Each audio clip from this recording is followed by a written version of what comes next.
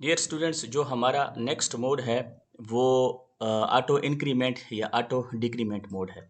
अच्छा, अब इस हवाले से मैंने यहाँ पे एक पॉइंट मेंशन किया है कि ये जो मोड है ये हमारे पास स्पेशल केस है रजिस्टर इनडायरेक्ट एड्रेसिंग मोड का। यानी पिछला जो मोड हमने डिस्कस किया ये उसका एक स्पेशल केस है।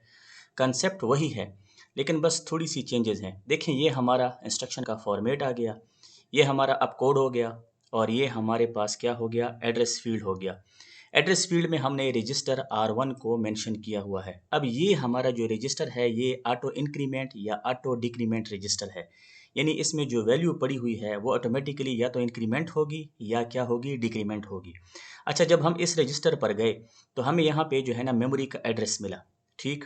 अच्छा, जब हम इस मेमोरी एड्रेस पे गए तो अब जो हमारा एक्चुअल डेटा जिस पर एक्शन परफॉर्म होने हैं, जो ऑपरेंड है वो मेमोरी में पड़ा हुआ है, तो उसको फेच किया जाएगा और एग्जीक्यूट किया जाएगा।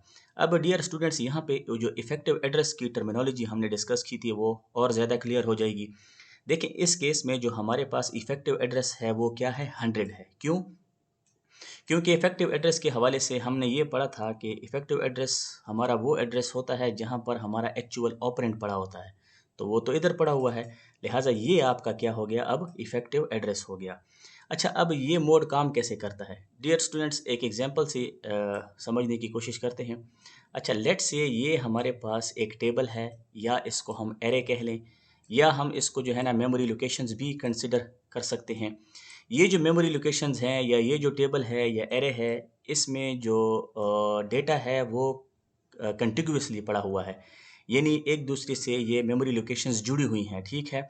अच्छा, लेट्स से इधर हमारे पास 5 है, इधर 7 है, इधर 8 है, इधर 9 है। इस लोकेशन का एड्रेस 100 है।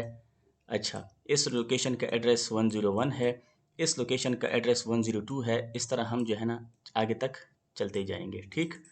अच्छा, अब होगा क्या कि ये जो हमारा ऑटो इंक्रीमेंट रजिस्टर है R1, ठीक है, इसमें क्या चीज़ पड़ी हुई है, 100 पड़ा हुआ है। अब जब ये हम इस लोकेशन पे जाएंगे, इस एड्रेस पे जब हम जाएंगे मेमोरी की, लेट्स से ये हमारे पास मेमोरी की लोकेशंस हैं जो कि कंटिग्यूअस हैं, यानी आपस में एक दूसरे के साथ जुड़ी हुई हैं, डेटा कंसेक्यूटिवली पड़ा हुआ है। ठीक है। अच्छा, जब इस पे हम गए तो हमारा ऑपरेंड जो है ना यहाँ पे पड़ा हुआ था 5, उसको हमने फेच किया और एग्जीक्यूट कर दिया। लेकिन मुझे अब 101 लोकेशन पे जो ऑपरेंड पड़ा हुआ है उसकी भी ज़रूरत है। अब होगा क्या, ये रजिस्टर जो है ऑटोमेटिकली इंक्रीमेंट हो जाएगा। जब ये इंक्रीमेंट होगा तो 100 से 101 हो जाएगा। अब यहाँ पे जो वैल्यू पड़ी है उसको फेच करो, एग्जीक्यूट करो। उसके बाद फिर इस रजिस्टर की वैल्यू जो है वो क्या होगी, इंक्रीमेंट होगी, तो ये 102 हो जाएगी। अब यहाँ पे जो डेटा पड़ा हुआ है उसको फेच किया जाएगा और एग्जीक्यूट किया जाएगा। इस तरह जो है ना ये आगे सिलसिला चलता जाएगा जब तक हम अपने सारे एलिमेंट्स जो हैं या डेटा या ऑपरेंड जो हैं उनको फेच ना कर लें। ठीक।